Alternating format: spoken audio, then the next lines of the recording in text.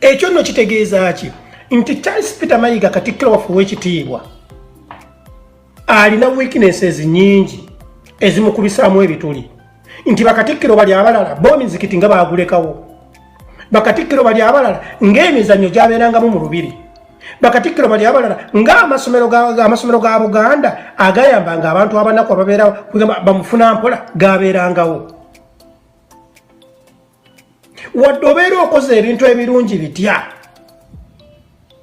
naye kasita ogezaako okukola ekintu ekinyigiriza abantu ba wansi kizibu nnyo ekintu ekyo okuva ku mitima gy'abantu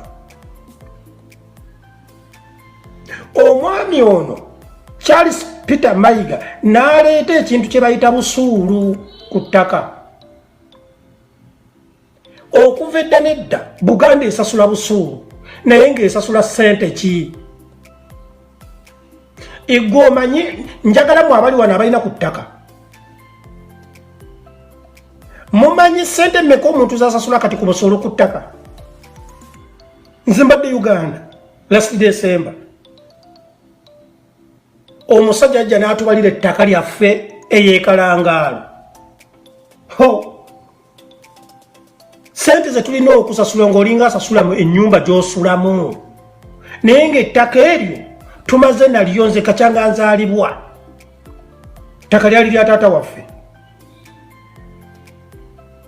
nze natya nnyo okukwata bbando bweti nga nsasula musolo gwa ttaka nga bambalidde nga bajjawo gundi ne bambalinga ze nina osasula ne bajjawo n'ebitabo kuba sirimu wangu ndi muwakanyi ne bajjawo n'ebitabo engeri gye bazirambikamu nga ze ssente ze nina okusasula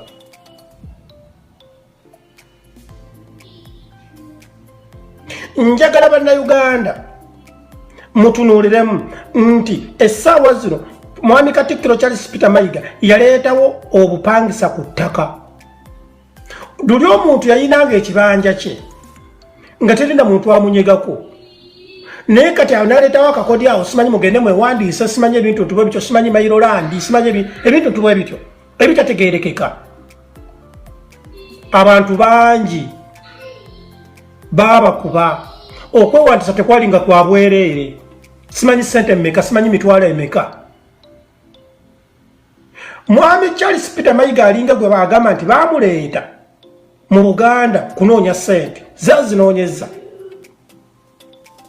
zazinoonyeza n'ekintu ekirala ekiruma bannayuganda kambabuulira ekituufu bannayuganda mwami Katikkiro Charles Mayiga tumwagala kuba ye kabaka waffe ow'ebweru naye weebuuzeemu nti mwami Charles Peter Mayiga bw'obeera nga kakyangojjanga Katikkiro owa Buganda Bobi Wine yakukola ki ku lw'okuba wulidde nti waliwo Omuganda ayagala okufuuka president ate ng'ali serious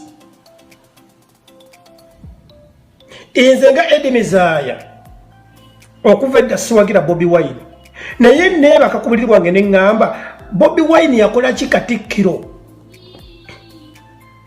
ku radio CBS ne baleetako bakiza Besigye ne baleetako agadonyo abati baboogera ebigambo ne tutawulira Bobi Wine ne bamugoba ku CBS yakola musango ki ebyo byonna biriwo lwa muntu omu omusajja Katikkiro waffe Charles Peter Mayiga Bobi Wine yakola musango ki era Bobi Wine abagisu banaamuwagira batya nga gwe ali ewaka taata we toyagala kumuwagira tomuwagidde kubanga Katikkiro yabeera kabaka waffe ow'ebweru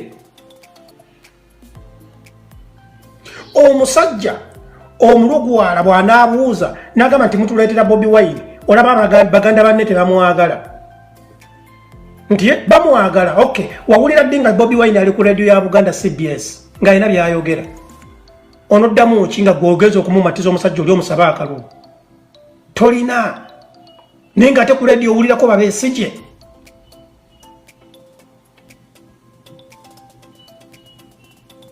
tosobola kusanga Bobi Wine ng'ali ku BBS ng'ayogera byabufuzi naye ng'ate osangako n'abantu abatasenya mannyo ebyo byonna biriwo ku mulembe gwa Peter Mayiga Katikkiro waffe yajja bamuwa ekifo kyeyali tasuubidde nti bayinza okkimuwa n'aleeta ego ey'ekivubuka ey'okubiisanya nti ako Bobi Wine tekansinga. Oba okitegeera bamuwadde liidika pipi n'alaba nga ali mu ggulu n'agamba nti kati nina okubeera omuntu omu mu Buganda kubanga alaba Bobi Wine amusinga fame kati ayagala yabaddira kabaka mu kubeera ow'amaanyi mu Baganda, which is very bad. Abatoolo baagala abatoolo beewaabwe, bakiiza babaagala kufa. Bw'ogenda e Busoga abasoga babaagala abasoga bafiirawo ku Speaker Kadaga kuba muntu waabwe. Bw'ogenda eri mu Bagishu bannandala mafaabi ayogera ekigambo kimu Abagishu bonna ne bawuliriza. Naye kaakati lwaki gwe toyagala tuleeteyo naffe empologoma? Kubanga Mwami Charles Peter Mayiga tosobola kwesimba kuba president. Kikugasa ki okukwata emmere gy'otogenda kulya okugiwa munnaagirye? Bwe tunavayo ne twogera nga bagamba nti n'omulumbi Obuganda. Bannange kuno si kulumba Buganda. Kyagulanyi Munnayuganda munnaffe ate Muganda. Katikkiro musajja Muganda yalina okutulambika. Naye Bobi Wine yamukola ki? Babagambako nti Bobi Wine bw'anaayogera ku CBS nga bagiggala. Bannabyabufuzi abalala bonna nga boogererako.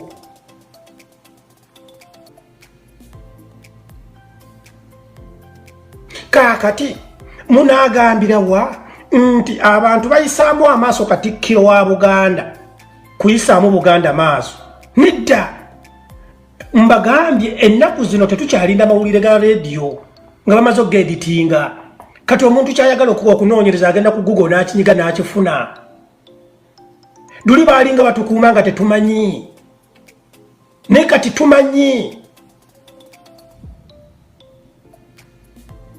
Mwami Charles Peter Mayiga, Bobi Wine nze mbuuza kibuuzo kimu yakukola ki? Ebirala byonna nsobola okubyerabira. Naye Bobi Wine Muganda munno. Oluvaawo ng'ogamba nti noyagala Obuganda bubeere ku ntikko. Ng'omuvubuka omuto yeesowoddeyo n'agamba nti bannange nze nange njagala okubeera kino era nkisobola. Omulinnyiddeko ettaka, omutaddeko ettaka. Toyagala Bobi Wine n'okuyita obuyisi mu mawulire nga basoma amawulire ga CBS. Ndowooza abasoma amawulire bagasoma batya? Eyo ego. Mwami Charles Peter Mayiga alaba Bobi Wine amulyako ki? Amulyako sho. Naye ng'ate ne yeerabira nti Bobi Wine agenza okujja ng'olede Charles Peter Mayiga Katikkiro waffe ye Katikkiro era nga tumuwa ekitiibwa. Kyandibadde kitukolera nnyo ne tumanya nti no tulinayo Katikkiro omuvubuka, si muvubuka naye ng'alimu oluvubuka. Naye mbabuulira amazima gye twakoma okusanyuka ne bayimba ennyimba eziwaana Katikkiro nga bwali omuvubuka gy'akomye okufuukira Bannayuganda naddala Abaganda akayinja mu ngatto. Nze mbabuulira amazima. Bwayimirira wali basajja banene waliwo ne bafukamira ne bamubuuza alaba yeerabanga Katonda. Era Charles Peter Mayiga Katikkiro waffe asobola okukeera ku makya n'agamba n'afuna ekirooto nti asobola okutonda omuntu ku maanyi ge yeerowooza nti gaalina. Asobola okukeera ku makya n'agamba asobola okutonda omuntu. Bannange kambabuulire, omulembe guno tekyali muntu lusozi. Buli muntu agambibwako. Buli muntu agambibwako.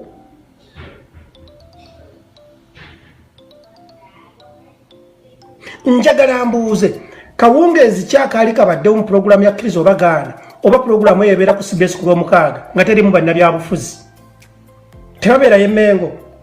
Gwe bagambye nti Bobi Wine atalina mafuta gamujja magere kugenda wali ku CBS. Kachanga Bobi Wine ava na yingire byobufuzi bali bonna abogera mu program ezo siba na byabufuzi imwe abagama bunno yagobe byobufuzi emengo